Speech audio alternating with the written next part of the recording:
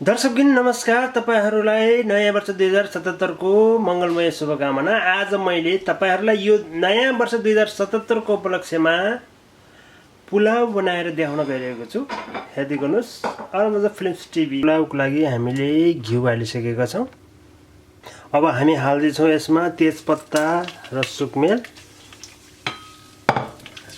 यसरी तेजपत्ता अलिकति डढिसकेपछि हामी भिजेको चामल हाल्दै छौं।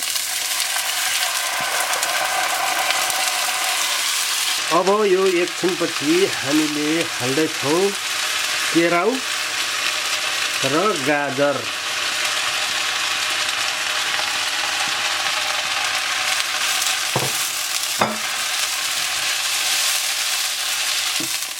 केराउ र गाजर हालिसकेपछि हामीले हाल्दै छौं किसमिस, नरिवल यो हालिरहेको भर्खरै।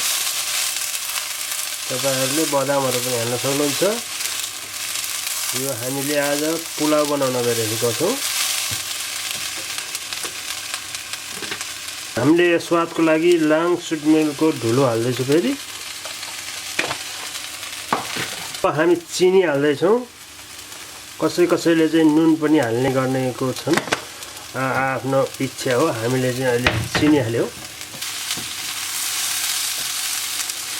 यसलाई राम्रोसँग चलाएपछि यो अहिले अलि सुक्खा नै छ। यसलाई हामीले थोरै पानी हालेर मजाले मन्द आगोमा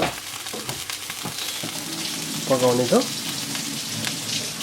हामीले अहिले पानी हालिरहेको छौं।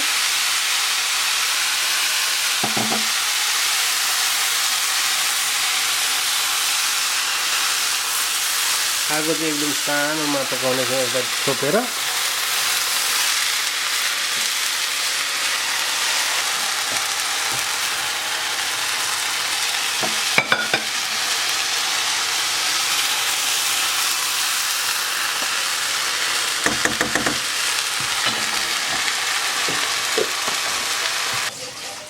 हामीले यसलाई अब छोप्यौं। यसलाई मन्द आगोमा पकाउनुपर्छ। तपाईहरुले बिजुलीबाट चल्ने चुला हो भने नम्बर 2 मा राख्नुस्।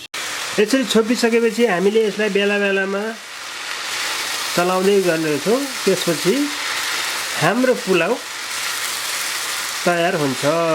सायद तपाईहरुले पनि पुलाव बनाउने तरिका सिक्नुभयो होला र तपाईहरुले जो सिक्नुभएको छ त्यसमा केही अझै थप घट गर्नुभयो होला भन्दै पुलाव यतिखेर तयार भइसकेको छ। साथमा हरियो खुर्सानी, लसुन, खसीको मासु, आलुको अचार, मोही।